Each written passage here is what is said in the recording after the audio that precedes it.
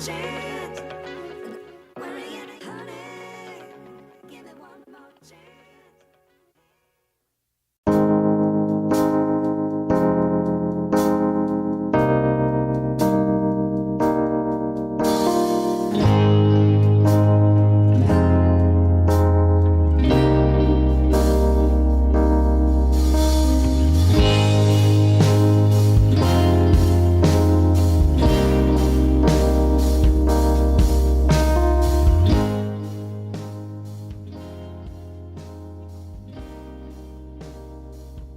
Moon is good. Coffee is good. Keith is awake.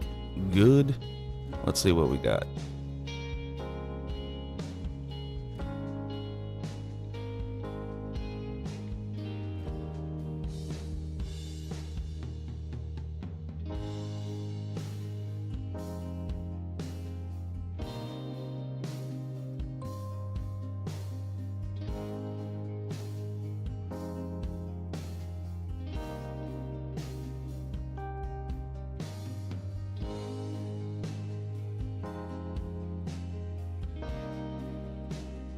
Don't you just love the taste of a nice coffee in the morning? Well, in the evening, I guess it is now.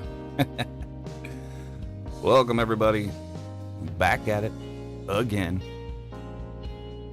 Third time today. We are rocking out on the stream. Hope everybody had a good evening. And welcome to Mark. Mark, are you actually out west now, or did you not leave yet?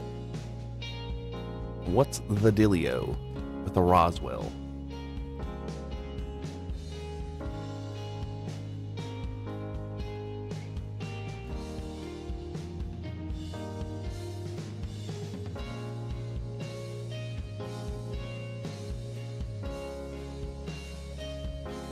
Gotcha. So, you and Bill are pretty much leaving at the same time, I guess. Yeah, that's kind of cool.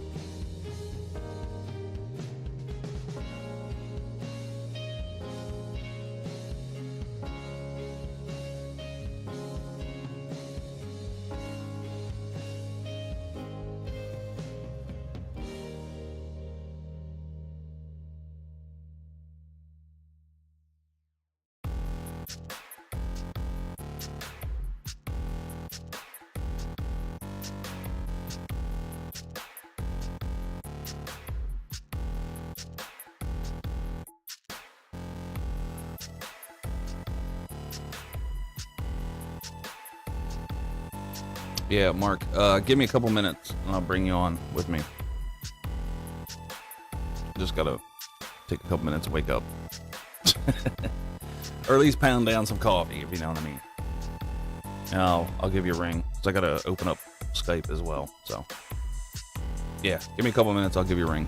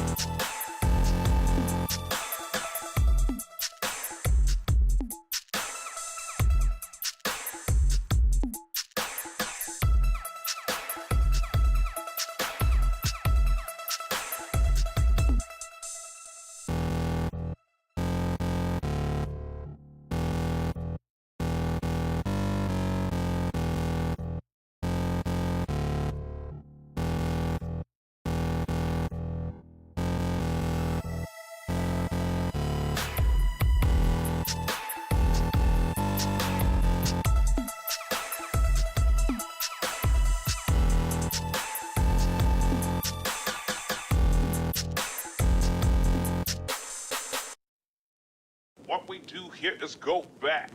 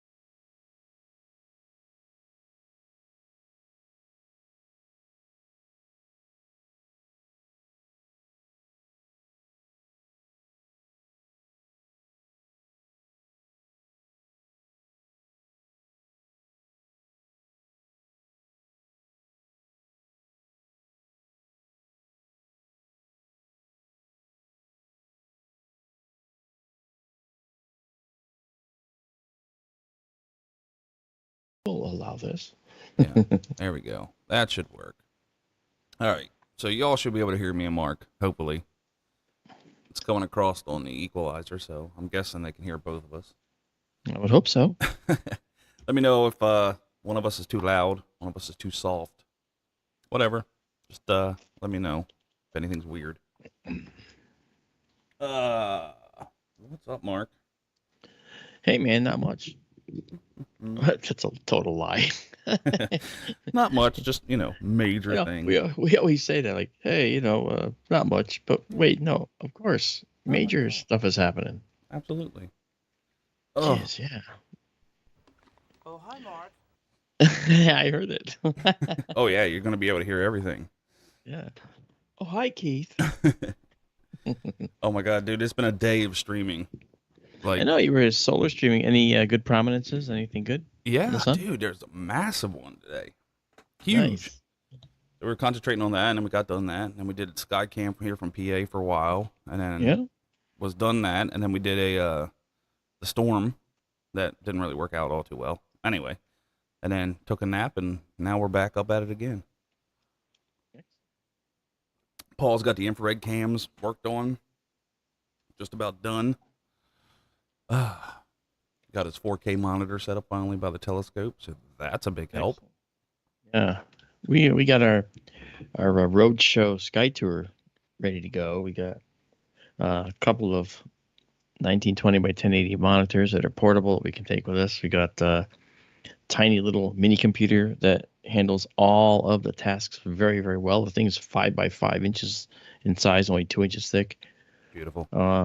I mean, the entire roadshow fits in my backpack, which I take in the plane. So cool. Nice. Very, very cool. Yeah. You know what's crazy too? I was waiting on Heidi.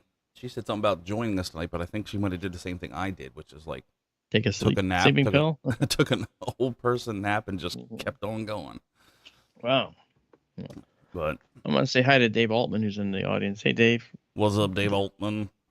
He was kind enough to send me something I needed. Thank you, David. Yeah, Didn't very send me cool. nothing. Oh, hi, Mark. Well, that's because you say silly things. Right? That's nice out there. Yeah. That was clearer a second ago. I wonder if he's starting to get some fog Dew? in the lens. Some dew. Yeah, it looks like dew right now to Dew. me. That doesn't look like clouds. Look like dew. Yeah. He just needs a hair dryer to clean off the dew. Yeah. I think he has a heater or some sort. He Yeah. puts on there, but I don't know if you want to do that when it's 90 freaking degrees in Miami. Who knows? Yeah. Yep. Exactly. Sunday Night Poots, brought to you by Kellogg's. That's why you've only got 13 people watching right now. Hey, that's fine by me. I know, right? Hey, at least you're back and doing some good. I don't know what Deep number you're dives. looking at either, because mine says 18. Oh, okay. Well, maybe it's not updated. Yeah. Oh, it does say 18 now. Yeah, there we go. Okay. Yeah, there's Sensorious crater that Mark, no, was it Thomas was asking about? It's just to the left of center. It's that bright little spot. Yep. Sensorious. Kinda like Tyrannosaurus, but Hey, hi, my name is Herbert. I hate that guy. Yeah. I really hate that guy. I'm guessing Heidi like totally conked out. It sucks, Heidi. 'cause I was in the mood to hang out with Heidi tonight. Oh, you were? Yeah. We were talking earlier. I Heidi think she was, from because we did UK. a Family Feud thing for Nancy last night, and that was pretty fun. That's I cool. don't know where you were, but Where was I last night? I don't know. I was nowhere near this anyway. I was probably. Oh, I know where I was. Hello. I was filming the second of 4 installments for History Channel. They were here since 8 in the morning yesterday, and they left at like 7:30 in the evening. oh really? And you couldn't call me at all? Say, hey, by the way, I couldn't even think straight at the end of the day. Man. That's a second of 4 visits. I mean, I had 11 stories to do yesterday. I had 12 the previous time. I'll probably have a similar amount to do for the next 2. And that represents twice as many as I've ever done for them. They want more. The show's really picking up. Which one? Which show is that again? It's on History Channel. It's called The Proof Is Out There. The proof is out there. That's right. Miguel Sancho, producer. He's a fantastic guy. So if you all want to see Mark and be weirdly creeped out by him showing up on your television, Well, that's what Um, everybody feels, you know. well, dude, here's the thing. I was watching it on like an old show you used to do. What was the one? Oh, NASA's Unexplained Files? Yeah, NASA's Unexplained What Files. on So I was watching, Earth? and I fell asleep with it on. And like 2 o'clock in the morning, I'm like, oh, and I wake up, and all of a sudden I hear Mark's voice in my bedroom, and I'm like, oh my god. I was like, that's it. He's lost it. He That's somehow creepy. found his way to my house. That's creepy. I'm He's outside, in my outside, like, Yeah. Keith, And I'm like, open my the god. door, I said, I've Keith. had too much Mark. I'm hearing him in my sleep. And I Open look the up, and there's door. your mug on the television. Open the door. Mhm. Yep. Yeah, that's right. I did. Yeah. Dude, the first time it happened, it totally freaked Look, me he out. cleaned out. Look, he cleaned. Yeah. He knew there was dew. He heard. He So knows. he probably ran a hairdryer across the eyepiece or something, He knows what it does. or across the face of the telescope. But yeah, that the first time that happened, it freaked me out. Okay, I can do you one better. Dude, I seriously almost popped up out of my bed. Look, it's spun your head around. Yeah, right. Hey, I gotta tell you this. Okay, this is.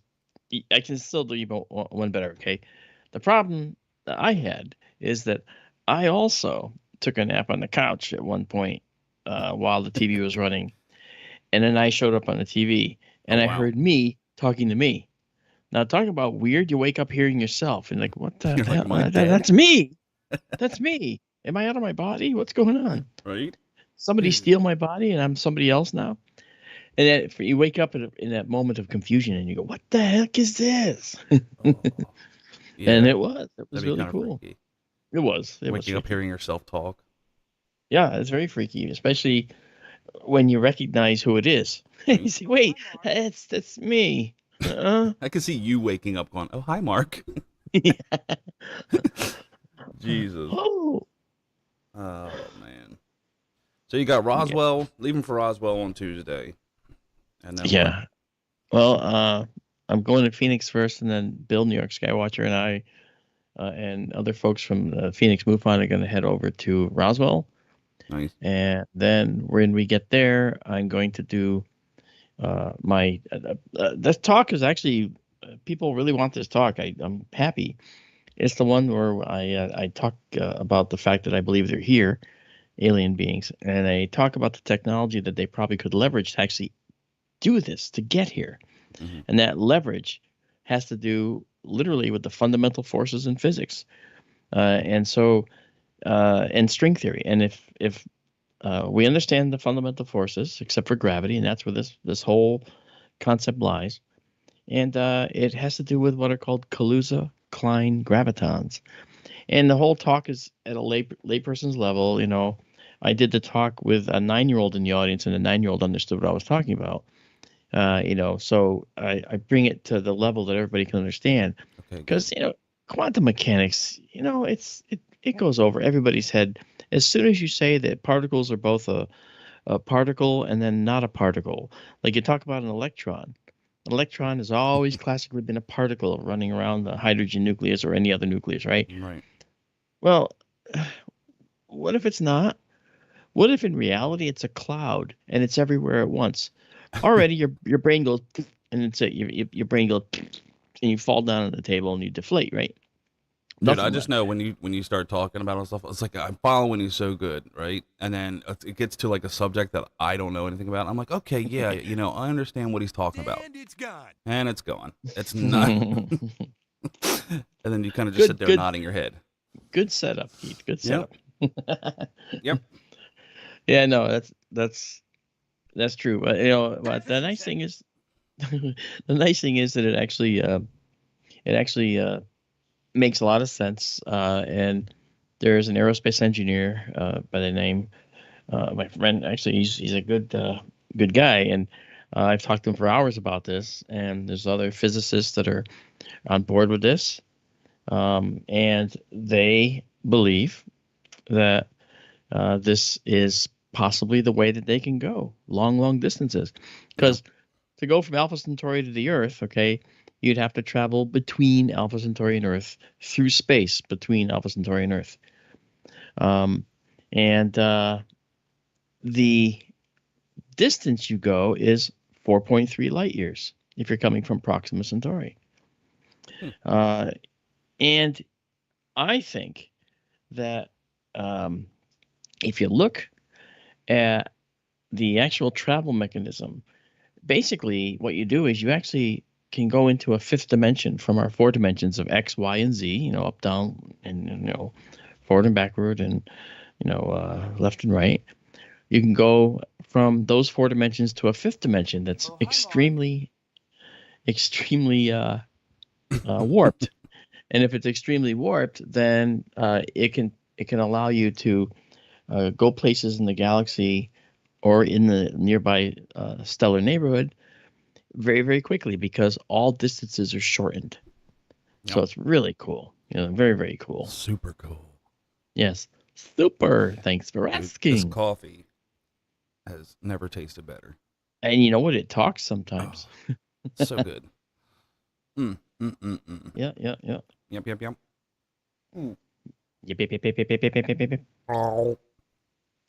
Okay, that was unnecessary. Bow, bow, doo doo. I gotta try and add a voice changer to my thing, but there's just too much. Yeah. Especially when I do it as with a live audience, they're not gonna hear that, so it doesn't matter. Oh, you can make it to the moon left the orbit. Are you doing a live sky tour out there? Yes. After that talk, I'm gonna do a live sky tour, and we're gonna look at the supernova in Messier 101, which is a beautiful face-on galaxy. Imagine a star that explodes, right, and leaves nothing behind but its guts, basically. Blech. Repopulates the periodic table in that local area of space. Sure. Yeah. Why not? Well, that's what we're gonna be looking at. Okay, so you're gonna do a sky tour from out there. You're gonna do it by yourself, right? Well, I'm not gonna it'll be live, so Yeah, I always do it by myself. Yeah. Okay. But I'll probably have Daryl on with me, Daryl Mason, because he asked if he could be part of it. And then I'm going to do this for the live audience. In Contact in the Desert, I had. Can I be part of it? In some fashion, I think you should be. Can you imagine that? Yeah, can you imagine I'd never get invited back? And then we have Keith. I'd never get invited back. Yeah, right. Well. No. You know what the thing is, though? At Contact in the Desert, it really went over well. I had, when I did my talks and panels at Contact, I announced that we'd be looking at a supernova. So make sure you come out. And I had over 200 people outside, maybe even 3. Yeah. All outside, sitting in chairs that had been already put out there for them. Yeah, just don't get derailed. Stick to what you do and do it. That's my point. We've talked about this before. Yeah, no, I don't let anyone derail me these days. Okay, good. Except, well, maybe you do. Yeah, but I definitely derail you. But that's my job. That's what I do. That's your job. That's what why the government pays me. Yeah, that's just what everybody watching wants to hear. Yeah, derail Mark D'Antonio. Nonsense. So it doesn't make any sense. Here's your government check. Enjoy Hawaii. Oh, yeah. There you go. Yeah. Yeah. Don't come back anytime soon. Yeah, exactly. So I'm like, okay. Yeah. So after Roswell, I'm doing those 2 things in Roswell. Exactly. You're government wrong. handlers. After Roswell, I go back to Phoenix, and then from Phoenix, I go to Tucson. And down in Tucson, I'm doing a talk down there for the Tucson MUFON group, Mutual UFO Network group down there. Tucson MUFON. That's right, Tucson MUFON. A lot of people like to goof on. Probably the most awesome MUFON there is because it rhymes. That's right. Ladies and gentlemen, welcome to the Tucson MUFON. That's right. Yeah. And if you act now, we'll send you free Slim Whitman's Greatest Hits. Yeah. We'll send you free J-Tel. Free soda bottle caps with every purchase. Yeah. They're not on sodas. They're just the bottle caps. Yeah, just the caps. And we'll use them to make a door for an observatory. Oh. Amen. There you go. Perfect. Yep. Mark, I hate to tell you this, but I want another coffee. Go for it. I know. Then you have to keep the masses entertained here. Oh, there's no entertaining. Just crank up the music. No biggie. Crank up the music. Go straight up Macho Man on them. Oh yeah! Folks, Keith Get so of pumped course, up on coffee, I'm running around like you're gonna be impossible. I'm like sliding back downhill, and you're just going uphill now. because he's running up that hill. That's exactly right. Take it easy there, Kate Bush. Let's see. M Wing says, "Can you turn the moon to the left a little bit?" We have no control over the moon, unfortunately. We can do the camera. I want to see more of the acne definition there. He wants to see.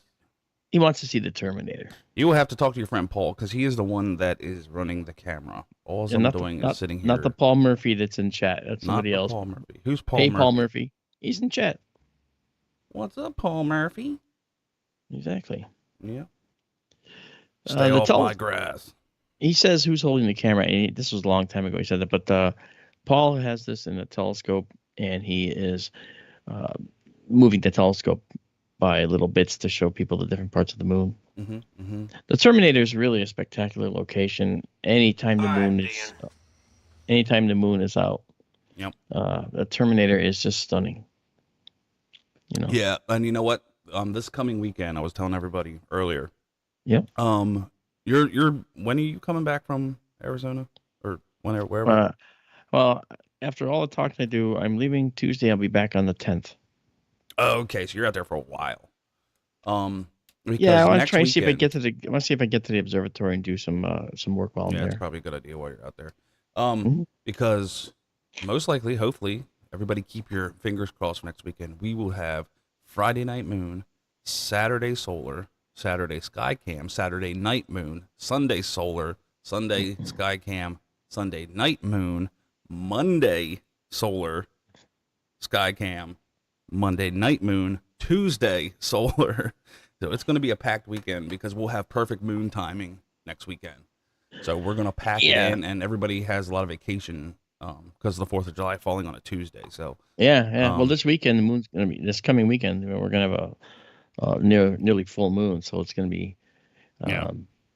See, that's what I was wondering. What day is your talk out there? Well, I'm doing the talk itself on June 30th, and then I'm doing my sky tour on July 1st. Which is Saturday, right? Yes, the next day, yes. We need Friday. to figure out how to join together. So you can say, okay, here's this deep sky. By the way, here's what the moon looks like in Miami right now. And you can just throw it over to that. I've actually always wanted to do that with you guys to see if we can figure out a way to do that. Like a rhinestone cowboy. Oh, no, that's Keystone Cowboy. No, that's really bad, too. Whoa. You know what? Don't keep do that it up. again. No, sorry. Here he comes. You lost it. Here he comes. Mr. Pigeon Titties is here. Mr. D'Antonio. You disappoint me, sir. How dare you make fun of my singing voices? I do declare I shall return, Mr. D'Antonio, and you shall be ready. But for now, Mr. Pigeon Titties is done. Okay. I bid you adieu.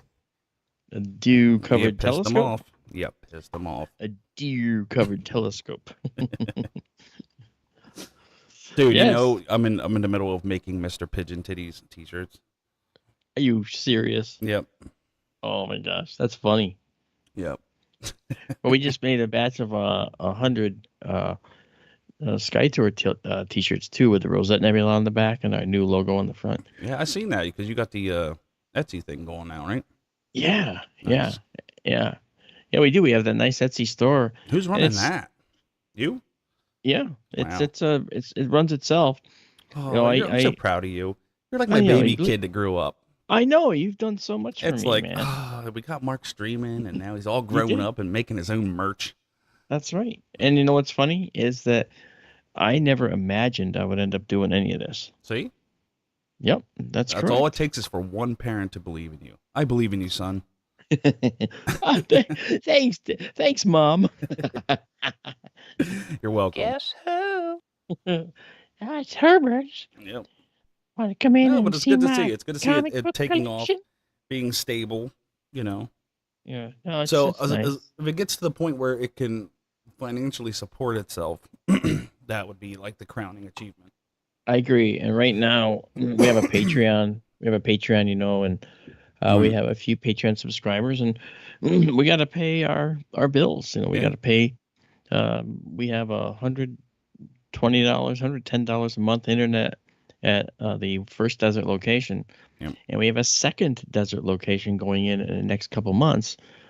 Literally just 2.5 miles west of this one. By the way, if Out in anybody this- wants to help Sky Tour live stream, you can send me your money, and then I'll send half to Mark.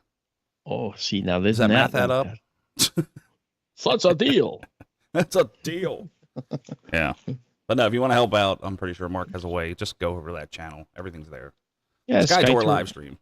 SkyTourLive.org too. I mean, that's SkyTourLive.org. SkyTourLive.org. Yeah. Yep. I mean, hey, and the thing is, if you go check out, I'll put it in the chat too, in case people want to.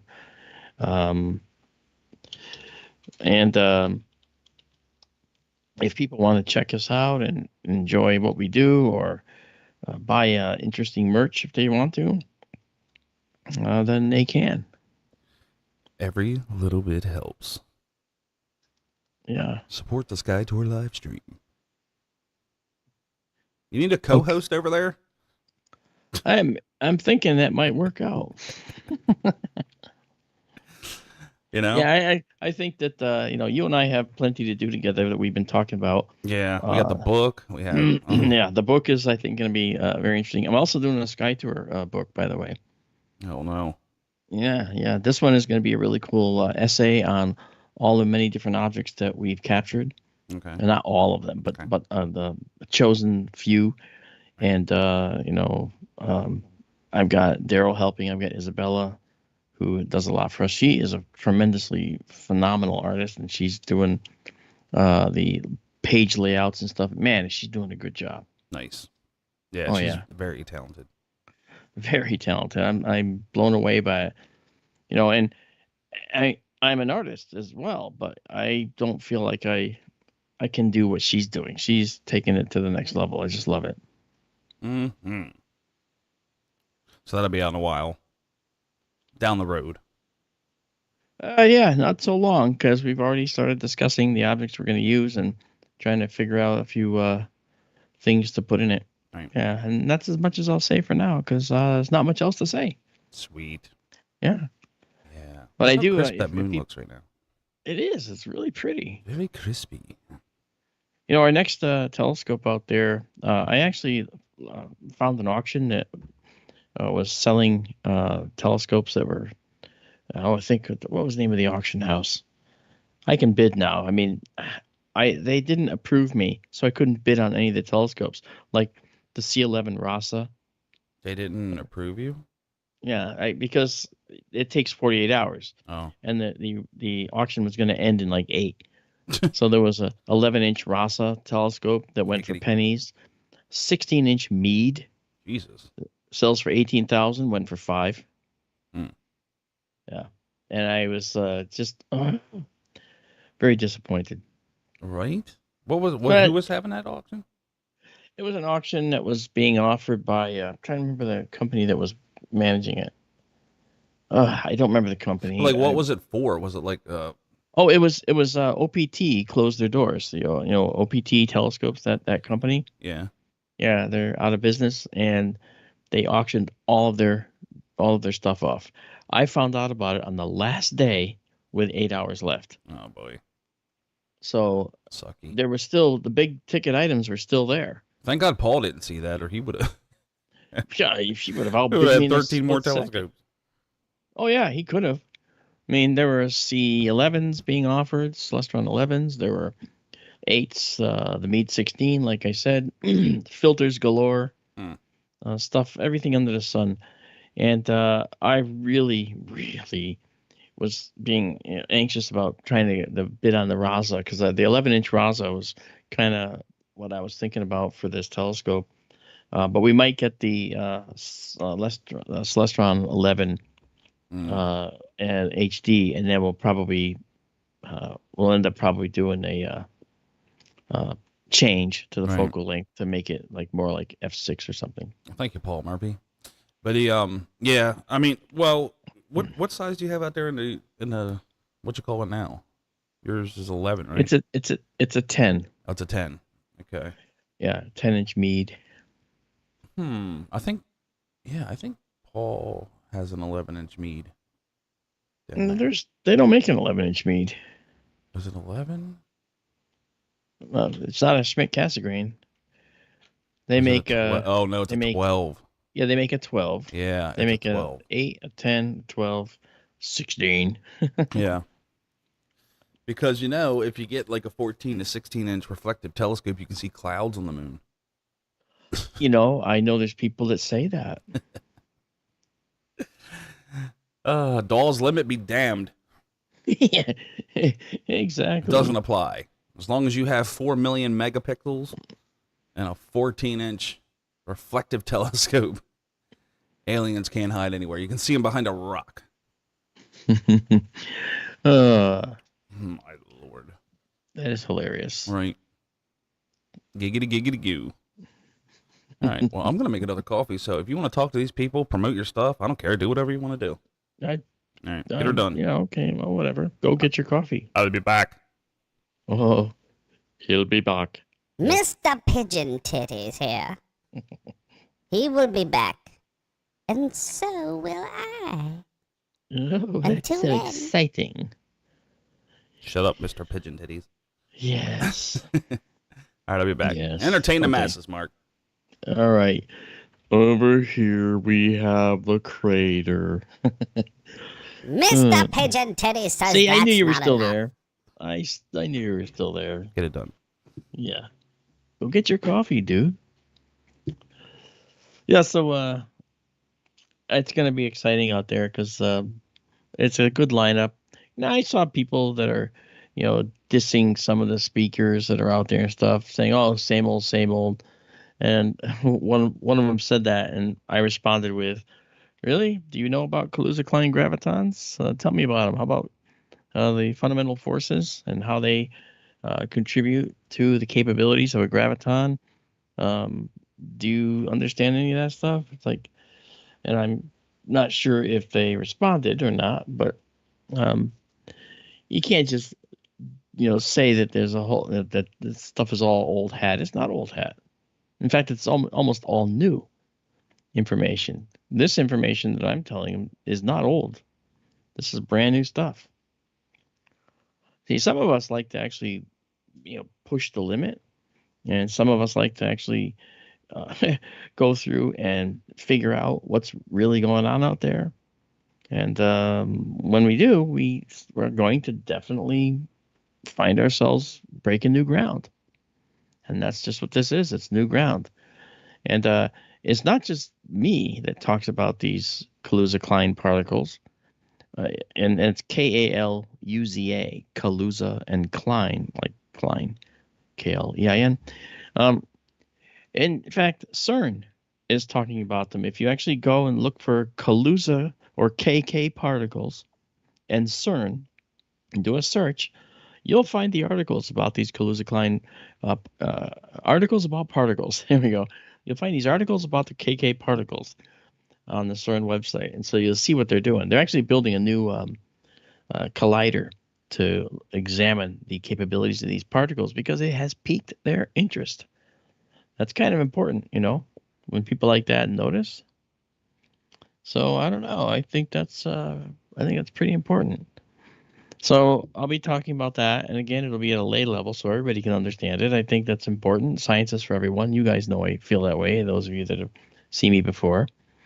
If you haven't seen me before, then if you don't know anything about what I do, then why not look up Sky Tour live stream on YouTube and check it out. And it's Sky Tour live stream with Mark D'Antonio, I think is what the channel is. And I just put the name in the chat. I don't have the link at the second. And we're on Twitch and Trovo, Facebook, YouTube, and Rumble. And whenever we stream, we're on all those platforms at once. It's nice. We're doing multi-streaming.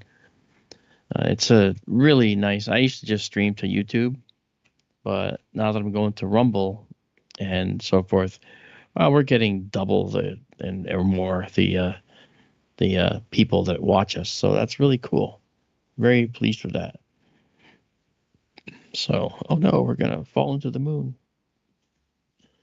Paul is doing a crater dive. So that said, I hope that everything goes well out west. I know that the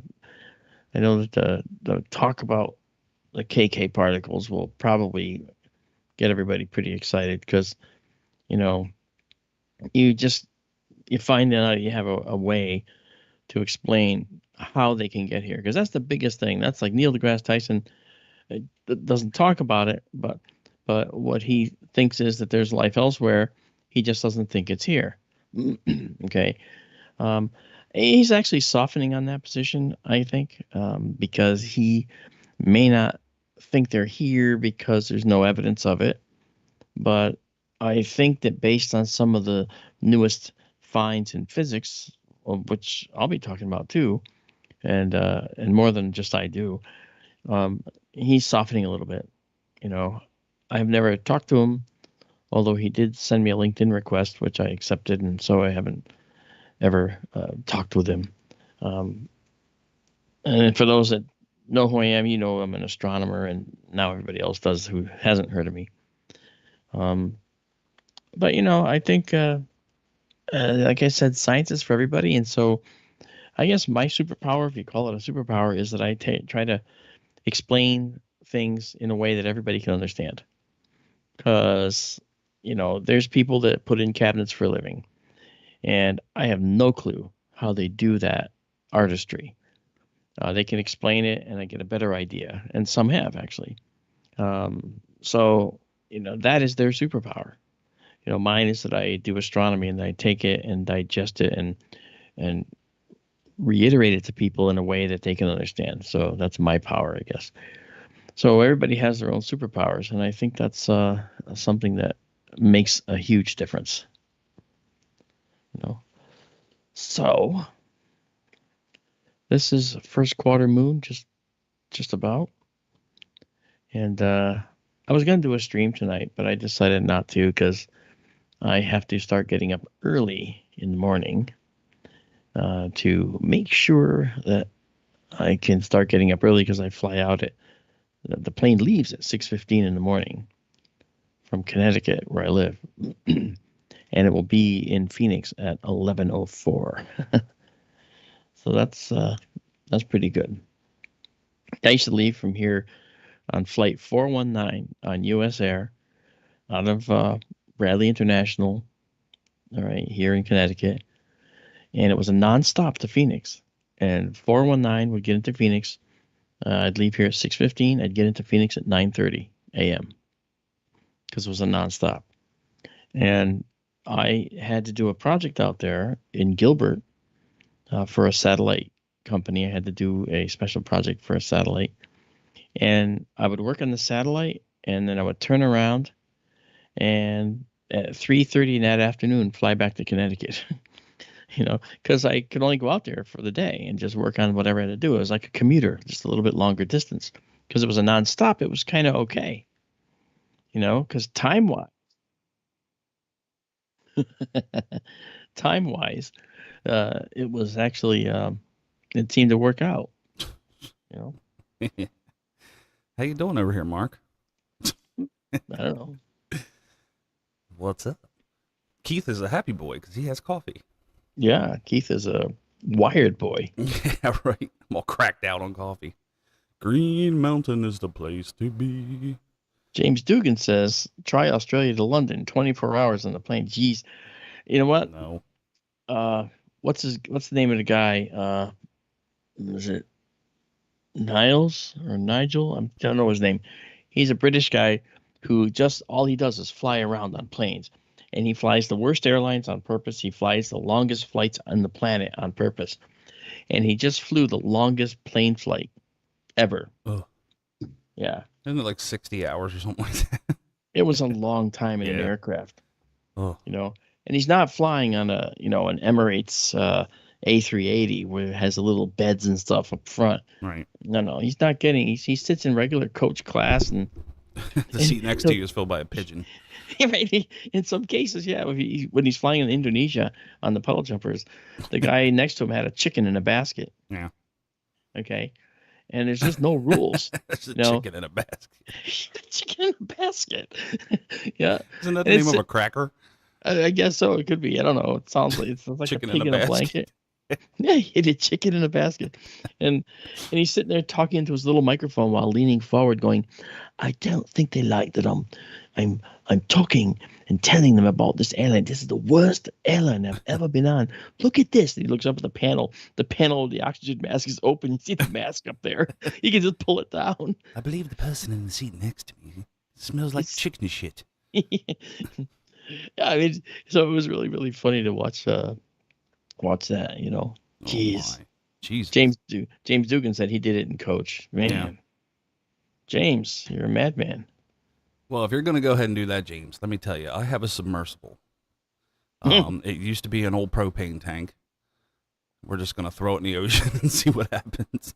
You know, there was a time when I was going to make my own submarine because, you know, I do Navy work, and I actually was thinking I would actually get an old propane tank because for a lake, that would actually be a fair thing to convert into a submarine. Yeah. You know, because a lake might be, say, 60 feet deep, and, you know, a propane tank could handle that, but it can't handle 13,000 feet. Yeah, that's some massive atmospheric pressure.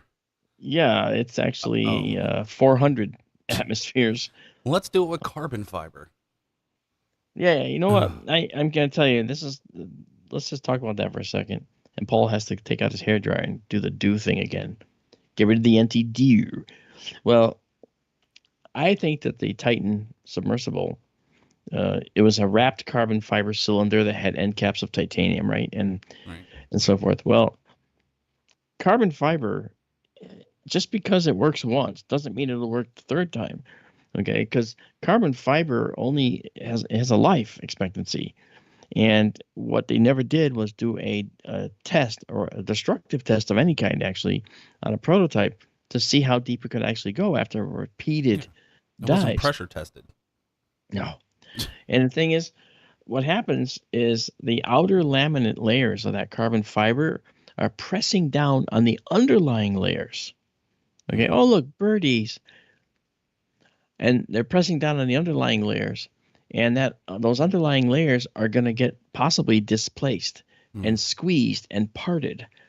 And as soon as that begins to happen, you have an interruption to the cohesiveness of that long cylinder. So the carbon fiber is the strongest on the very first dive. On the second dive, it's a little weaker. On the third, a little weaker still. And so over time, I think that underlying displacement took over, and I think they're going to find that this thing parted right along a vertical seam in the cylinder. It's like by the 20th time, it's just like a scene out of Scanners. Yeah, well, The guy's head just implodes. But the thing that got me, everybody was making fun of like how they controlled it, like with a gaming controller. That's actually not a rare thing. I thought it was a novel idea. I didn't so much have a problem with the gaming controller. Here's where I had the problem. They screwed the monitor. The Home Depot parts. they screwed the monitor in with metal screws, self-tapping metal screws into the wall of the submersible. Yeah. I'm like, oh, that can't be good. No, you should never mess with your wall. If there was an inner wall that was separate from the carbon fiber main hull, that's something that remains to be seen. It looked kind of smooth in there, so it didn't look like you were looking at the carbon fiber. And the carbon fiber wrap was black, so they had an inner lining of some kind there. But I'll tell you, working in the submarine industry, I'm well aware of what implosion is like and can do. And when I heard that carbon fiber was used in this and they were going to dive and it was a carbon fiber sub, I said, has this worked before? Yeah. And they said, oh, yeah, they've been to Titanic already with it. With this one? Yes. Uh-oh. Yeah, well, I mean, don't get me wrong. Carbon fiber is strong. It is, but it's not meant for these kinds of cycles. It's not meant for this. No. You know? I mean, an aircraft has carbon fiber composite wings, right? And in some cases, those wings are meant to flex, right? But that doesn't mean it's not all carbon fiber, all right? But the thing is, with this particular sub, they didn't expect any flex. All right, and the thing is, when you have 6,000 pounds per square inch pressing down on all sides of you, there's going to be compression. It's almost as bad as a migraine. Yeah, it's kind of like a migraine for a submarine, that's for sure. Yeah. Oh. Yeah, I think those end caps got literally blown right off each end from the implosion. Yeah. But if you want to be fair about it, going that deep in the ocean is actually a quicker death than if you took your helmet off on the moon. Yeah. Okay. The time it takes the human body to feel pain is around 1/10 of a second, and this all happened in about just a few milliseconds. I just feel bad for the start kid to finish. because the kid was apprehensive about going on there to begin with. Well, he was smart. He Yeah, should it's have like followed Father's his Day gut. weekend. Let's go with Dad down to look at the Yeah. Titanic. And Bye, Dad. found Go it. have a good time in that carbon fiber cylinder. Yeah. But here's the other thing too. I saw one report, a Coast Guard report, that said they found the drop weights neatly arranged on the bottom. You know what that means? No. It means they dropped their drop weights and they were trying to get back. Gotcha. They realized they had a problem because they were coming back before. They might have actually had a chance to explore, but I don't think so. I think they ran into a problem on the way down. Right. And the loss of signal, that's not a big deal. That happens. When submarines go through thermoclines, different temperatures of water, the sonar signals, for instance, will not work. And so they're using these sonar hydrophones to talk. So the sonar may not get there. And that's understandable. Well, see, I had a whole misconception about the submersible. See, I thought this thing was like tied by like cable to a ship that was above. And it just, cabled it down. So if anything went wrong, it could just pull it up, Yeah. But, yeah. No, Not the case. they would need 3 miles of cable. And as you pay out that cable, the weight and stress on the A-frame that's dropping it off the ship gets more and more and more. Right. And after 3 miles of heavy cable and a big giant several tens of thousands of pounds of submersible with its drop weights, that cable would probably have parted. Not if it was made of carbon fiber. Yeah, well, especially if it was made of carbon fiber. Right. See, this is the other thing too. The carbon fiber doesn't bend. Yeah. And under that kind of pressure, and the temperature was like 29 degrees Fahrenheit, so it was below freezing, but because of the pressure, it's still water. It's still in a water solution. Right. A liquid, I should say. Mrs. Hurd asked if a carbon fiber is stronger than titanium. No, it's not actually. That's why most of the submersibles, they have a sphere made of titanium. Mm-hmm. Yeah. And unfortunately, and Miss Hurd says, yes, each dive weakens the vessel. Yes, that's correct. That's correct. And that's what we were talking about before, is that carbon fiber will definitely, the first dive is the one you'd survive on. Okay, if it's made to go that depth, that's the first dive. I would have gone on the first dive. I wouldn't have gone on the fourth or the fifth. No, because by then, any of the detrimental effects of the pressure will have already started to manifest themselves in the carbon fiber hull. Can you imagine standing in line like, okay, for the 85th dive, we have Mr. Mark D'Antonio. Who has now said he won't go. As now running in place like a cartoon character. Feet don't fail me now, running in the opposite direction. Yes, and in place of me, Keith can go. Yeah. Yeah. I don't leave my house, let alone get into a, propane tank and be sunk into the bottom of the ocean. See, I was in the real Alvin, okay? The Alvin found Titanic. And the chief Alvin pilot was a guy named Dudley Foster, a good friend. And Dudley had no worries about the titanium sphere of the Alvin, because a sphere is very strong. The only failure point in the sphere is the hatch, where you come in at the top, and the 3 viewports. All right. Well, there's 4 actually. In the Alvin there were 4, but there's 3 actively.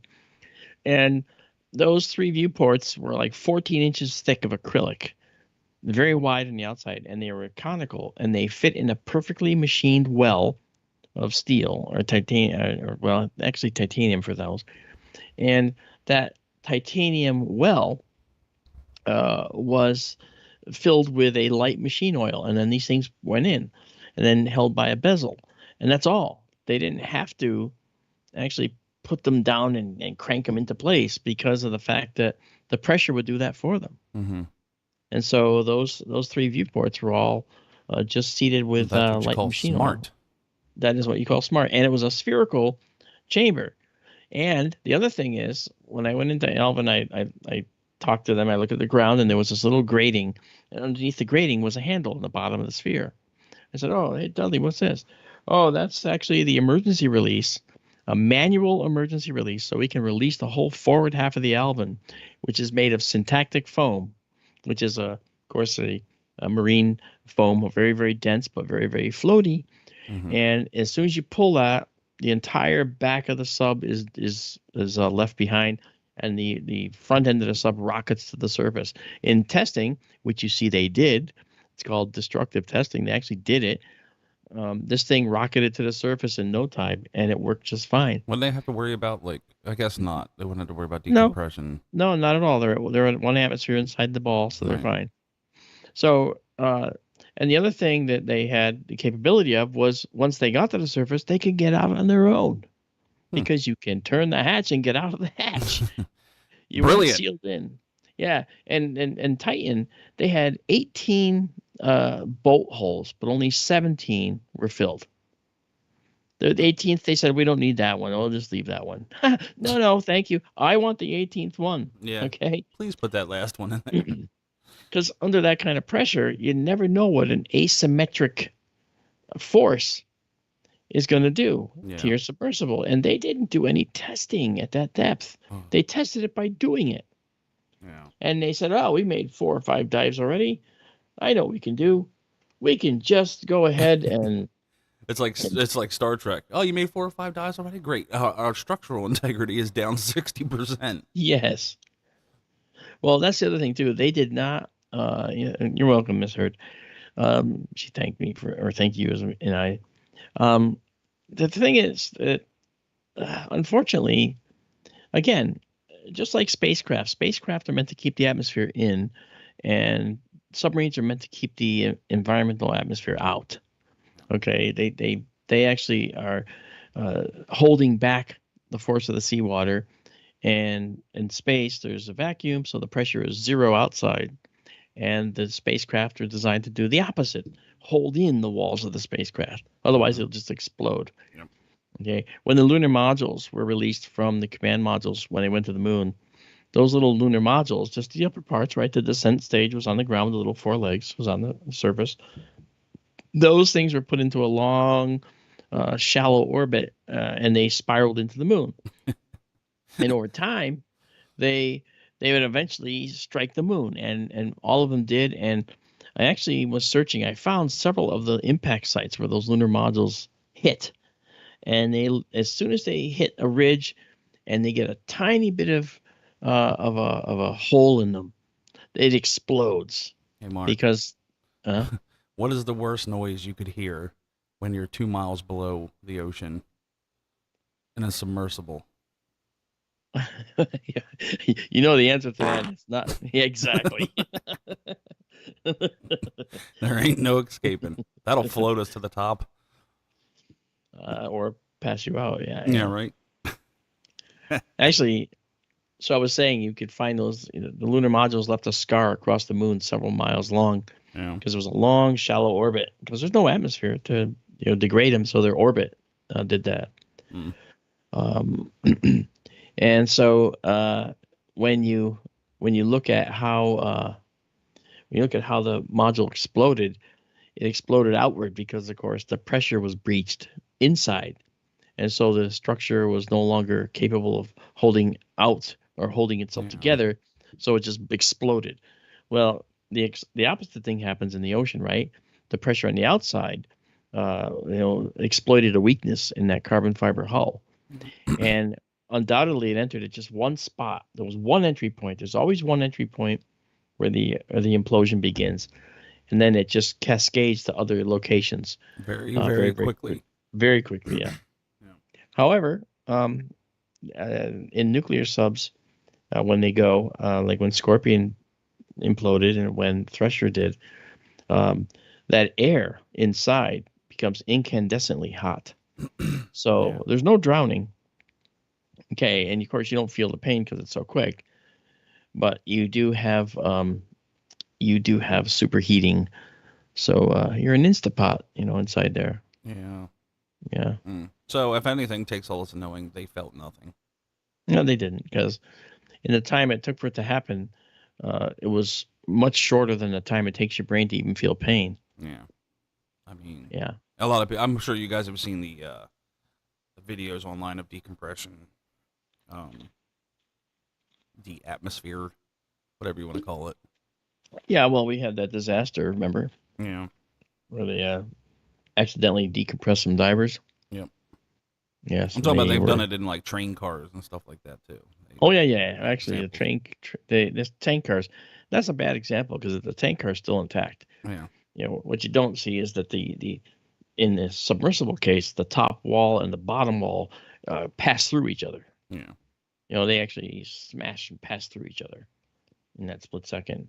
Great. David Schmidt, thanks for putting up the lunar crash site link. Very good. Thank you. Very nice. It's very cool to see that. Yeah. So anyway, needless to say, I ain't going down in a submarine anytime soon. No, I'm not going up into space anytime soon either. I mean, you got to change the sign on your pressure equation. Yeah. It's positive going down and it's negative going up. Yep. Yeah. So, I mean, I'm into, obviously, as an astronomer, I'm into outer space. So the moon kind of is my thing, I guess you'd call it that. It's an annoyance. I wish it would go away, but Hey. not really. Simmer down now. Not really. Yeah. And then, so there was a time where I was actually, when I was getting my degree in astronomy, I thought, well, maybe I could actually do an oceanographic specialty because I liked the concept of inner space, which was underwater. Right. And I absolutely love the concept of outer space. So I thought I'll be an outer and inner space guy.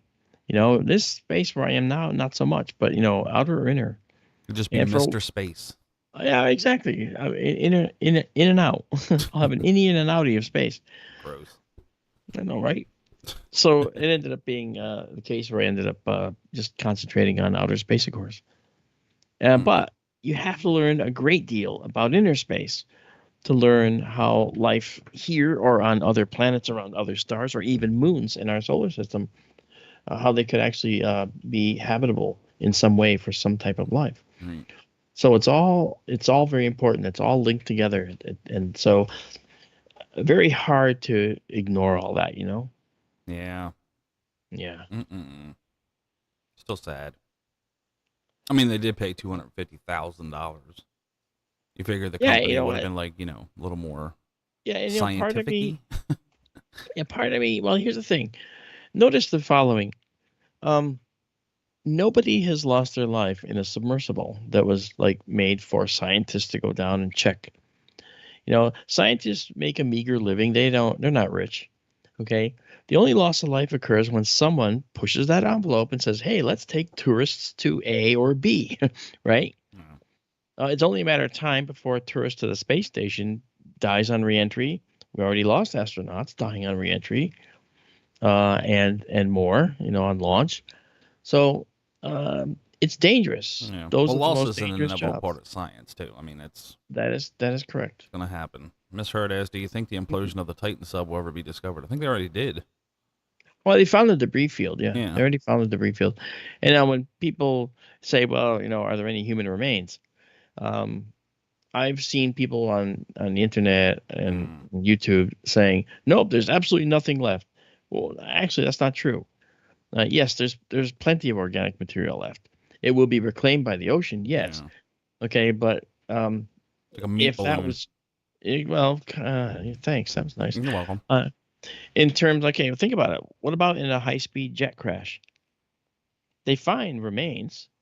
The remains are still there, but they're just different from the way they started, unfortunately. They're Right. The transporter put them back together improperly. Yes, that's true. Like in that, that's right. That's right. One But of the these point things being- is not like it was. That's right. One of these things is not like the other. One of these things just doesn't belong. I don't mean to make fun of it, but It's No, it's not making fun of it. It's a fact of life. But I will say this: if you decide to take your son on a pleasure dive to the Titanic for Father's Day, and you think nothing of spending $500,000 to do it, each. well, $250,000 each, Oh yeah, you know, yeah, you're right. I would say, uh, I'm, I don't know, I'm just not so, uh, I don't, it's a tragedy, yes, but it doesn't strike me as much as if it was somebody from a different walk of life, Right. like a scientist who's worked hard all his life. Okay. Yes, the guy was rich because he did some really interesting stuff and maybe made a fortune on this, that, or the other. What is up with the cameras? I don't know. I see the cameras are doing some issues there. Yeah, It looks like a wire issue. it probably is. You'll see it. I'll text him just in case, but he should be watching it by now. I'm sure he's watching. But it is rather, it's sort of cyclic. It's a Yeah. cyclical thing here. Red alert. Oh. Yeah. I'm just Next time gonna, it happens, folks, see if you can count all the green lines. I'm gonna just text him with like loose cable ? Yeah, go ahead. 3 green lines. Strobe moon. That's right. Bring it down. Welcome to the moon. Oh, Yeah. yeah. Yeah, that's weird. It's definitely cyclical.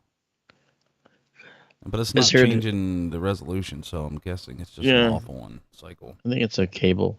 You know. Mr. says, I can see such an implosion in my mind, a can smashed flat instantly.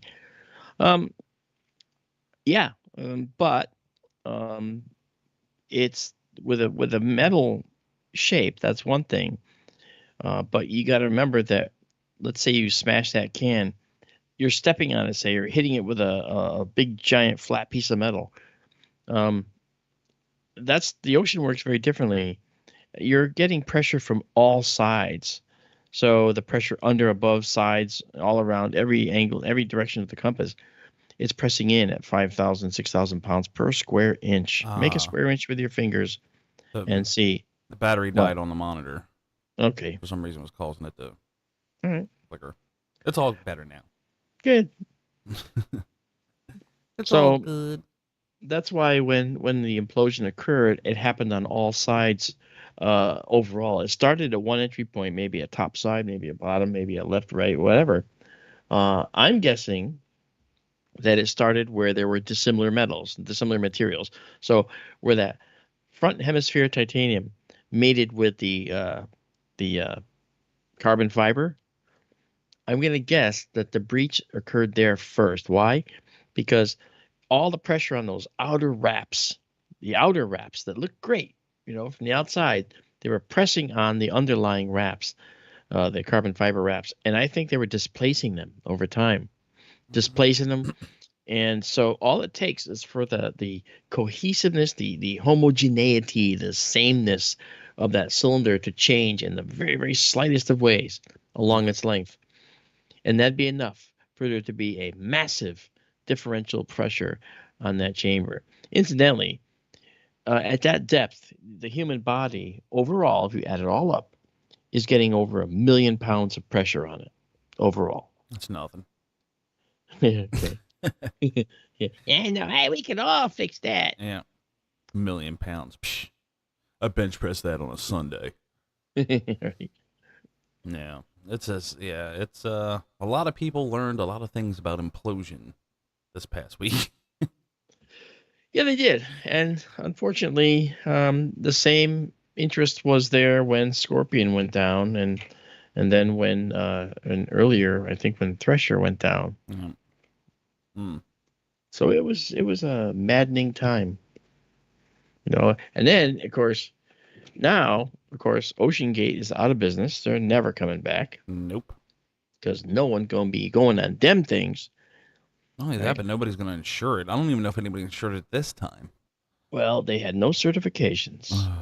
Now, you look at this beautiful moon here that Paul is gracing us with from his excellent work. And From the when you top look of at the the moon, Sears building in Miami. yeah, okay.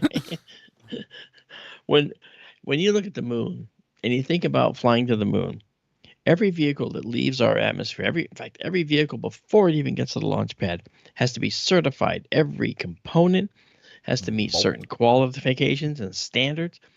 Uh, they have to be only of a certain metal, and they have to have certain tolerances, and they all go into making a spacecraft. Yeah. More That's importantly, why, no duct tape. yes, that's why spacecraft survive as long as they have. All right, because of that. But underwater, it's still like the Wild West in some ways. As long as you're in international waters, you can do whatever you want. Yep. And so they made this sub, and it was their opinion that it was sound, Mhm. you know. But look, Stockton Rush is now organic goo on the bottom of the ocean. Fish And he's the food. CEO of OceanGate, and it's a fitting end to someone who was reckless. Did you say organic goo? Yes. Popped his meat balloon. Gross. Well, remember, it was crushed from all sides. And Mhm. here's the thing, though. Okay, if you just took your body and sunk it Oh, hi, in the Mark. ocean and Mhm. slowly went down to the bottom, you'd look largely the same where Titanic is resting than you are now. Not much would change. Your chest would be more sunken because your lungs would be collapsed. Your sinuses would be, of course, filled with water. But you'd look the same. There wouldn't be much difference. You'd look like a human on the bottom. And I the look like reason, me with a sinus infection. yeah, I guess so, or Yeah. with a chest that's collapsed, right? Because your lungs are no longer Yummy. your lungs are compressed. Yeah. But the fact is, all right, the human body is made up of mostly water, and water's not compressible. So your arms and your legs, yes, they're going to be under a lot of pressure, but it's not compressible pressure. Okay. Mhm. So you're going to end up looking much the same on the ocean floor if you just floated down to the bottom. But the implosion, you got to keep in mind what carbon fiber is like at that depth. Carbon fiber is actually like a glass in a way. When it goes, it doesn't just crack and make big cracks and stuff. It actually shatters. And those shards, sharp as glass, are going to just basically destroy anything in its path, like a shotgun blast to the face or to the body from under high pressure that is overall millions of pounds of pressure overall on the hull. So from all sides, that's going to be a very, very long process. And you know what? I have a feeling that Ocean Gate is going to be trying to figure out how to do the bankruptcy thing. Otherwise, they're going to be sued out of existence. Yeah. Beyond Well, I that, think they're going to be sued out of existence either way. well, yeah. You know. Try going to their website. It's no longer there. They ran. They did. It's done. It's Like, down. nope. Ain't dealing with this. Yep. Yep. Now they're living a wonderful life in Zimbabwe, far away from the ocean.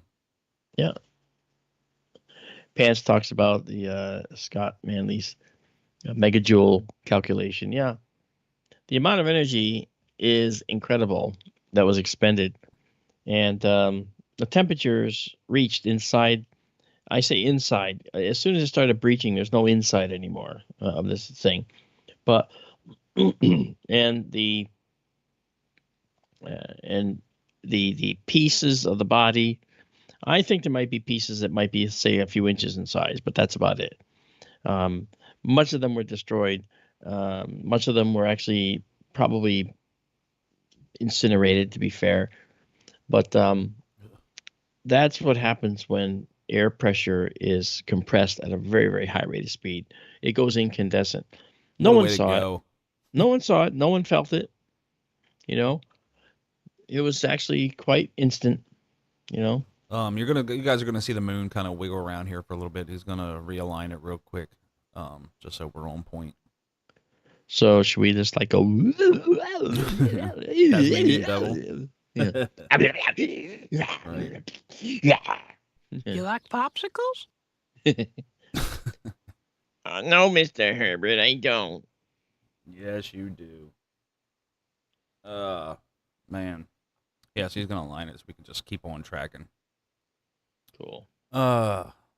So we're almost towards Monday already. This weekend went so quick. Really? Oh, it did. It's like you blink and you almost miss it. Mm. Like, what the hell? Coffee's good though. Yeah, I know. Why'd you have some too? No, I actually I made some Thai tea, Thai Thai tea. To chai. I like no, not chai, Thai. Thai tea. It's a Thai iced tea. It's orange. It's a green tea. No, isn't that and- bougie? Oh no, it's you can buy it in any Thai restaurant. I make it in bulk. I only know one other person that drinks like green chai tea. Mr. Pigeon Titties here. I was waiting. I am bougie. We drink green tea, Yeah. chai. No black tea for this upper elite. Mhm.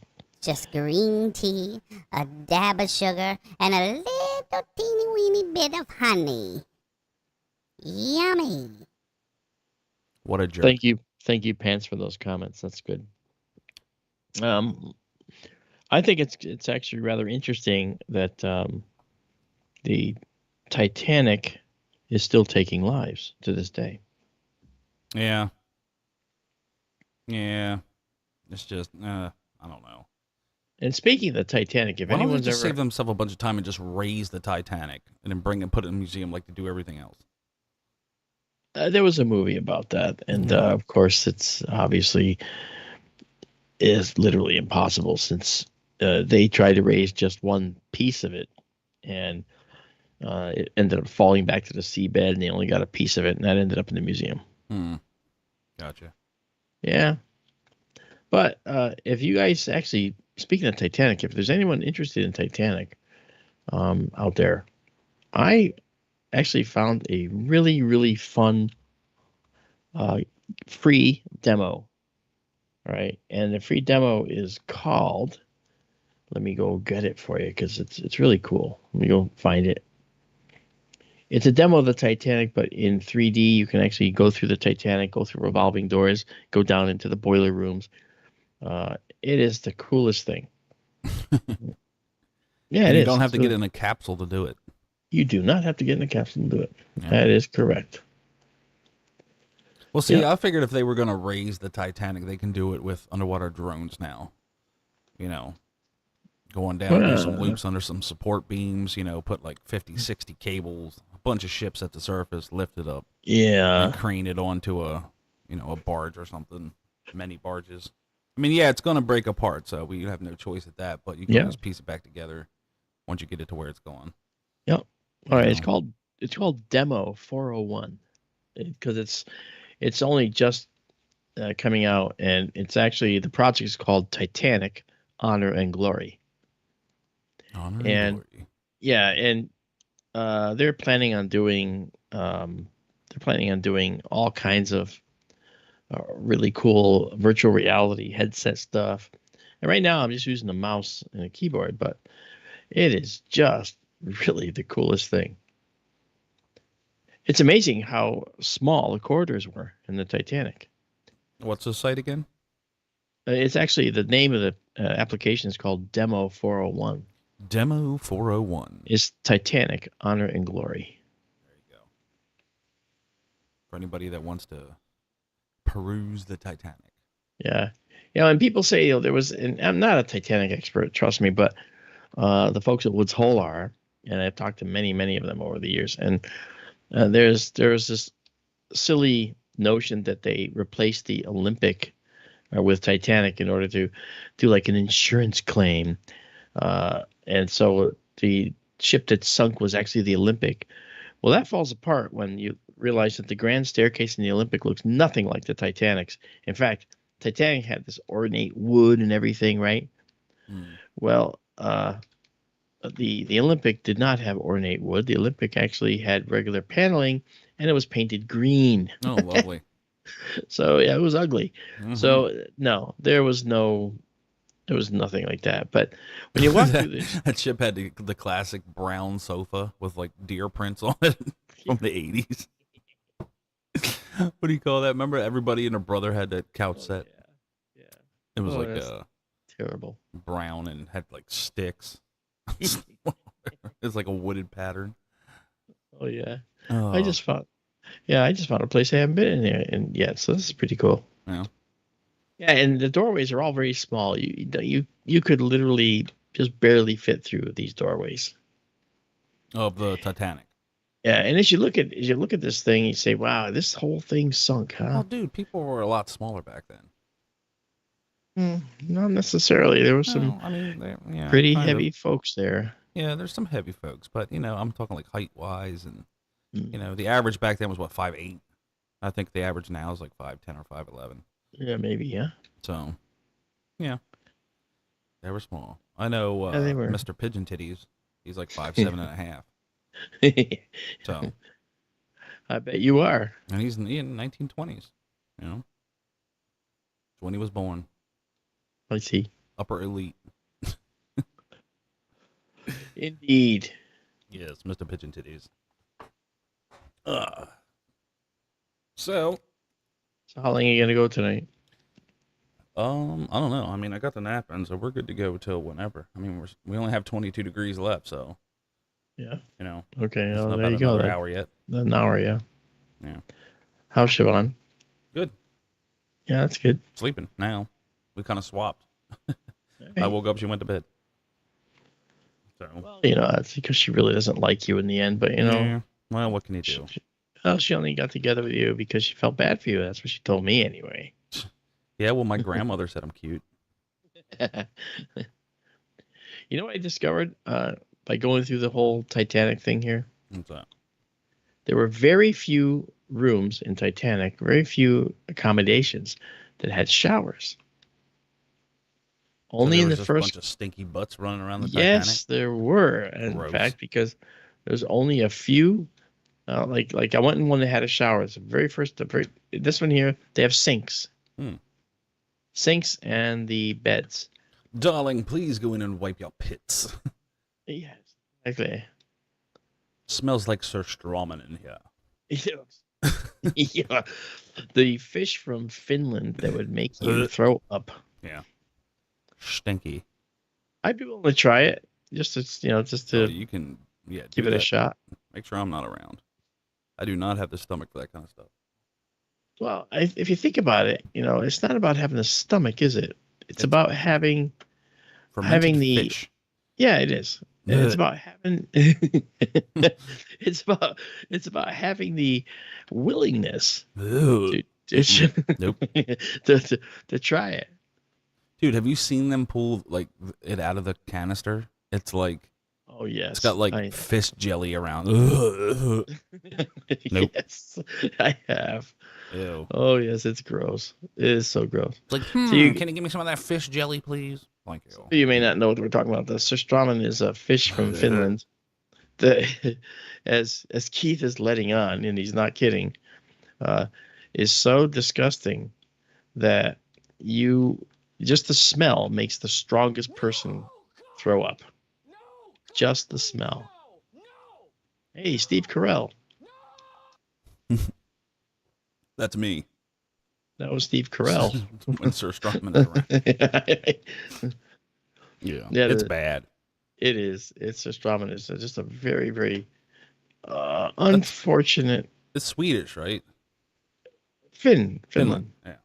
I know a lot of people order it directly from that country that get it. Yeah, but you know what? You can't get it.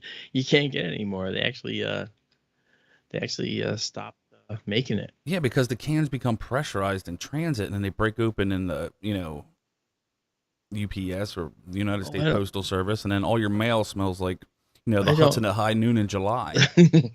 With bodies. Yeah. Nope. I wonder if that's actually the reason. I there was another reason I thought I heard that. Well, think about it this way. You've seen all these people opening it on camera, right? Yes, Think about it. Every one of them, the can is super pressurized. So when they first dig into it with a can opener, it squirts everywhere. Yeah. So I Yeah. got it in my mouth. Yeah, well, that's the idea. We want you to eat some. Nope. Mm-mm. If you think about it as the fact that it's actually fish. Thanks, Miss Heard. What did you do? Put a What did Miss fiber. Heard say? Put a Oh, very fiber good. up. Very nice. Yeah, it's some gross stuff. Yeah, it's Oh. just really bad. Yeah, have that little gag in it. And I was like, oh, what is this? Search. Oh. Yeah, that's right. Oh. It's like, oh, sister. What's this called? Search. Gross. Easy. Make some people really throw up out there, you know? Right. Just be gentle with Do that. that old dog throw up where their stomach is like jacking up 5 feet in the air. Yes. And you just hear, and you know, oh, great, here comes the I have a dog that does here that. comes the Alpo. Yes, the first thing I do is when she did that, Yep. the first thing I would do is race to make sure that she was going to make it to get outside before she all over the freaking Yeah. area that we're sitting in, you know. It's like, oh, poor thing's got something stuck in its throat. And it's gone. And it's on my carpet. Oh, yeah. Oh, or you hear a cat hawking up a hairball at 2 a.m, scares the living Yeah. crap out of you. Yeah, it's an alien getting into your house. Right. Gross. Yeah. So what time are you hanging out to? I'm almost at my limit anyway, so I got to start going to bed earlier for the trip out west to make sure I just don't Yeah. hear. Well, yeah, I mean, we can always hit music. We can always do whatever. I'm going to keep you up too late. That's all right. All right. I'm wandering through Titanic as we speak. Do, do, do, do, do, do, do, do. You got to check it out. It's definitely a very cool application. Oh, hi, Mark. Oh, hi, Keith.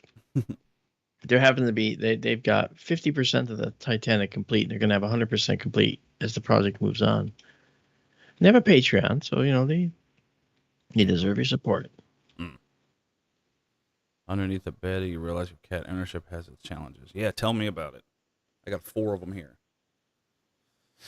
Poor cat. So you got to guess which one it is just by the sound of their gagging. Jeez. I was like, oh, that one's a little high pitched. That's the little one. That is not pleasant. Yep.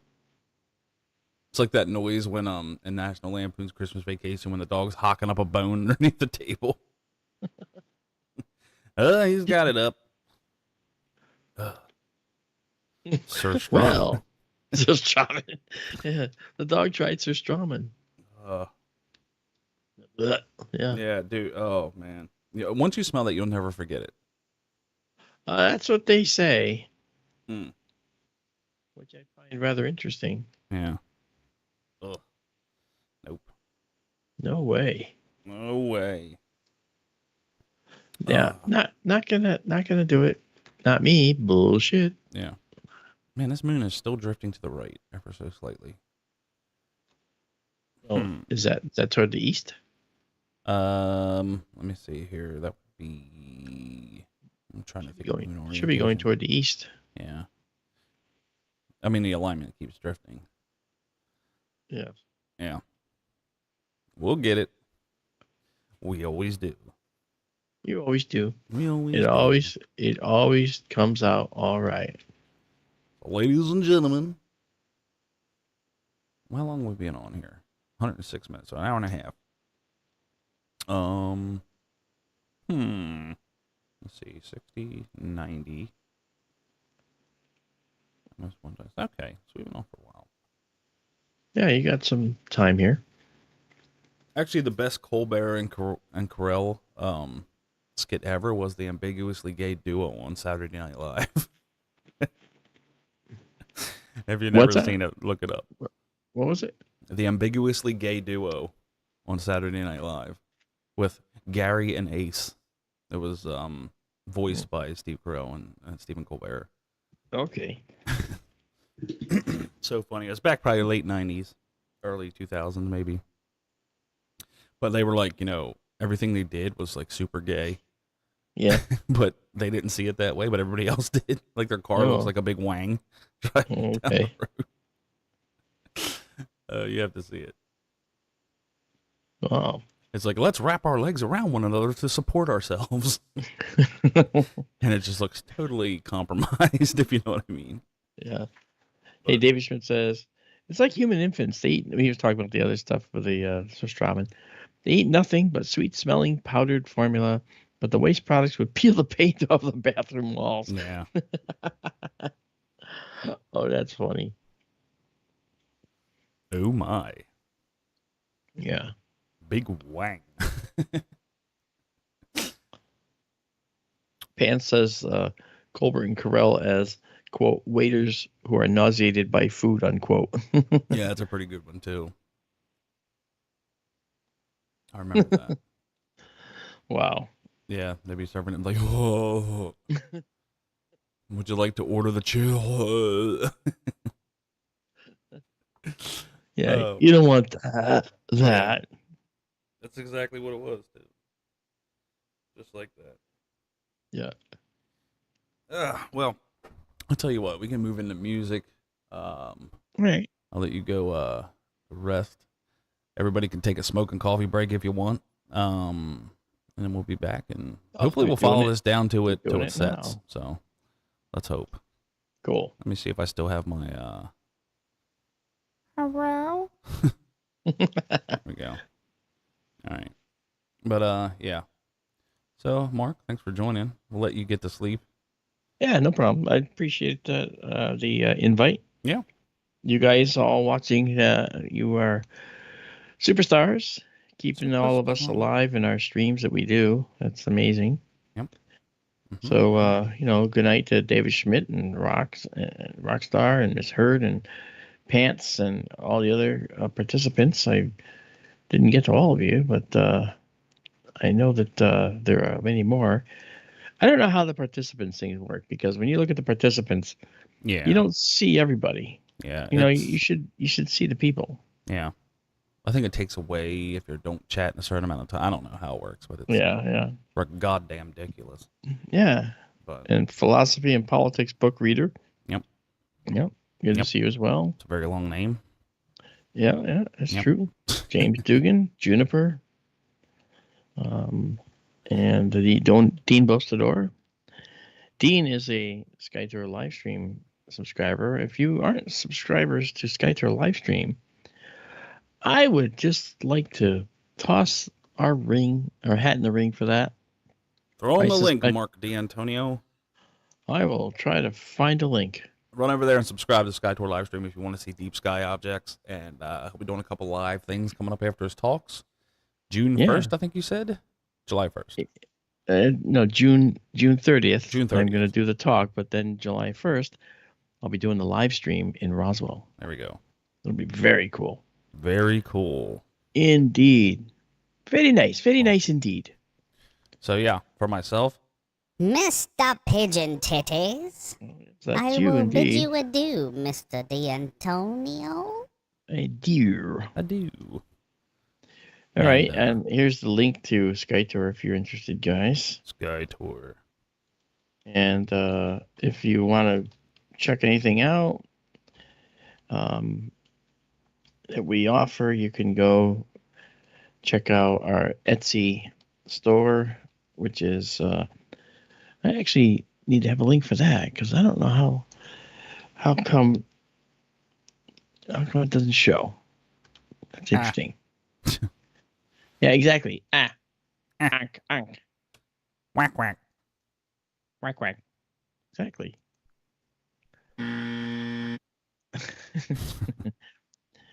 Yeah. Okay, I think it's going to do it. Yep. Wow. It's like I want some of these products. I actually have a duffel bag with the Flame Nebula on it that we offer. I got one of those, and I fly it on the airplanes wherever we go, and people are like, wow, that's cool. Where'd you get that? Oh, that's one of our systems, one of our stuff we do. So that's cool. Come All and right, get your so- Galaxy bags. Yes, exactly. Yeah, so check it out. Check it out. Also, Support our man, Mark. Give them a sub if you like space stuff. Yeah, I mean, we just love what we do, man. It's crazy. Because it can't continue without support from the peeps. I know. No. And join our Patreon if you want too. Yep. Patreon is very helpful. We need it to continue. Windsor is saying, "Where's the music?" He wants us to stop talking. Yeah. Good thinking. All right. All right. Well, Mark, I appreciate it. We're going to fire up the music, let them do whatever, and then I'll be back on periodically until we decide to Okay. wrap up. But we do got, almost 20 degrees to go yet. So, Yeah. Merry Christmas. Have a good night.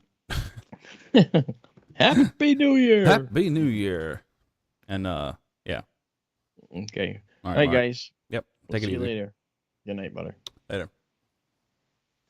Once again, Mark D'Antonio. Go over to SkyTour live stream. You can check out all the goodies and wares over there. It's a good channel. You'll definitely learn something.